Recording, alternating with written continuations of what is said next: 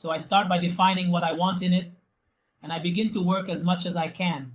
Everything will apply. But you need to see how far you can go with it. Here, of course, you take the map that you will work on, which is a no map for now, and set the values and colors you want for this work, and start working on it. Is everything clear? This is a material that I can use. Of course, I can use another material, which is the bitmap. I can choose materials based on what's available. For example, there's a material that looks like a tile. You can double click on it. Is that clear? So this is a raw material for the course. I adjust materials and save them. Materials work fine when applied. I can resize materials. I work with glass and other materials, adjusting them. We're focusing on electronic materials. I perform tasks like dragging and adding materials, open, select, and modify electronic materials. Initially, you can color them as you wish. For textures, modify and get new materials. Create selections for materials here. There are no selections because the material isn't complete. Change basic things like color inside the material. We're focusing on electronic material. You can drag and add it or open and choose the material you want. If applicable, just drag it to the object. Initially, color it as you like. For textures, work on the material and get new ones. Create selections for the material. Without selections, the material isn't complete. You can start with an empty material and create selections. Change basic things like color inside the material. How are your changes inside the material? Change the material as you wish. Focus on the color and depth of the material. Material selection comes first. Then check the material.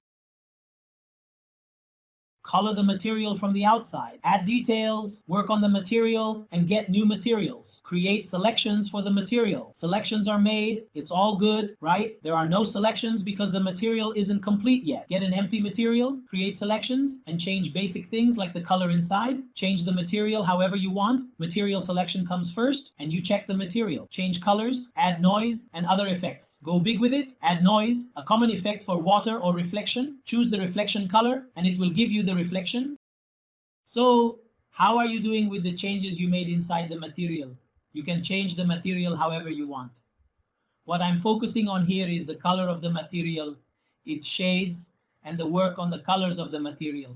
So here, you're basically saying that the material selection comes first, and what you do is check the material. You can change these colors. To create noise, a common effect for water or reflection. To create a reflection, choose the reflection color for this effect. You can change anything you dislike. Choose attributes and apply material. You can choose, adjust, and create material selections. I can remove or delete the material. Delete it to get an empty material. Removing this leaves no material. There will be a color as material or outside color. That's given, no problem. Applying material reflects back when choosing colors.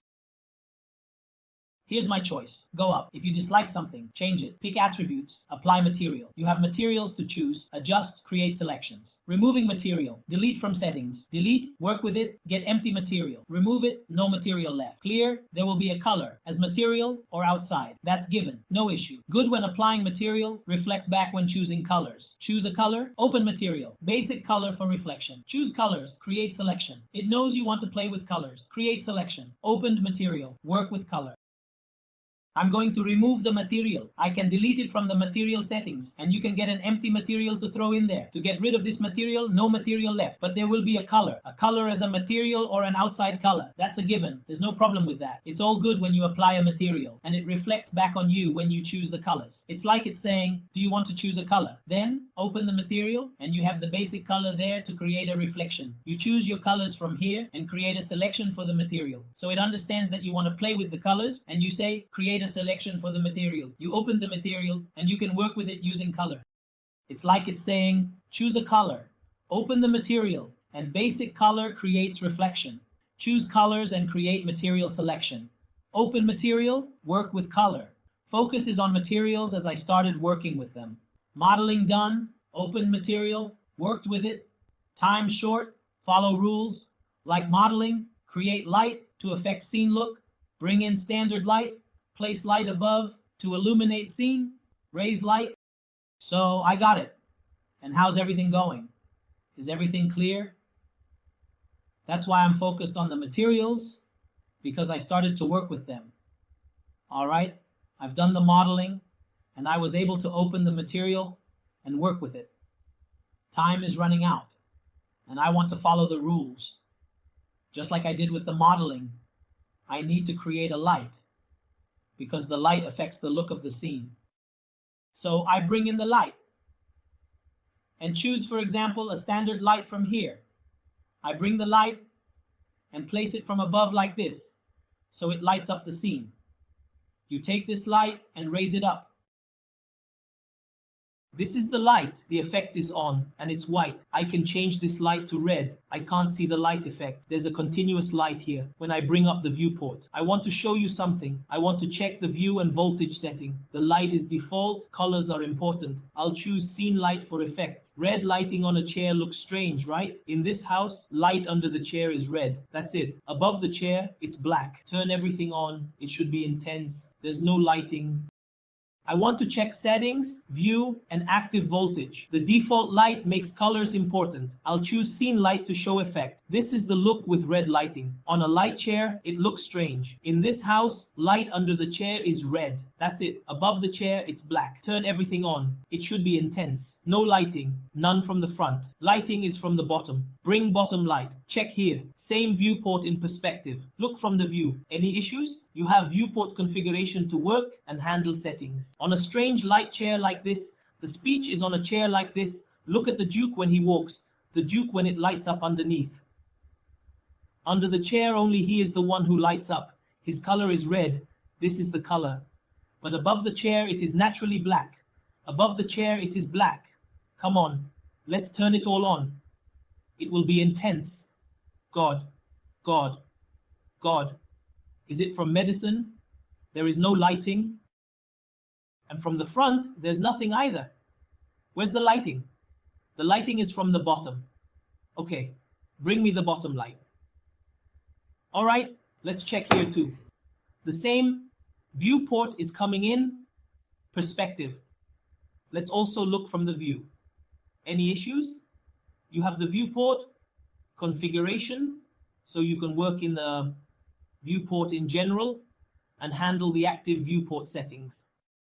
Each of your viewports shows you how the scene is set up. Stopping in any viewport shows your actions. It should show you here. The bottom light is red, but no lighting affects it. One side is lit, the other isn't, due to color position. Moving it back lights up the area. This shows color interaction with shape. Someone might ask, what if the chair was yellow or green under red lighting? I said make it green. Avoid strange colors. Assign material to selection. It looks odd without color. Now let's go to basic color.